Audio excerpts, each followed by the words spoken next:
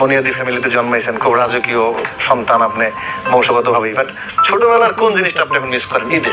আমি এখন তো গাড়ি চালাতে একটু প্রবলেম, চোখে একটু প্রবলেম হয়।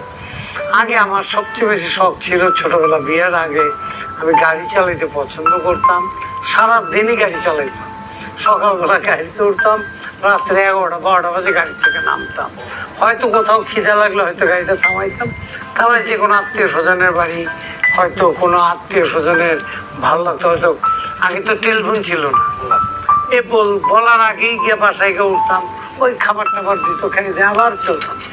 এইভাবেই গাড়ি চালাইতাম সারাদিন। ঈদের দিন সবচেয়ে বেশি শখ ছিল গাড়ি চালানো।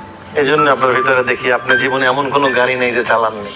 মাশাআল্লাহ, গাড়ি আমার শখ একটা। শখের আপনার কোনো গাড়ি, এতবার গাড়ি আমি কাউকে চেঞ্জ করতে দেখিনি। আপনি এক এক দামি গাড়ি চালান, আমাদের ভালো লাগে, আমাদের বড় ভাই আছে আমার অনেক গাড়ি, এখানে তো লাইন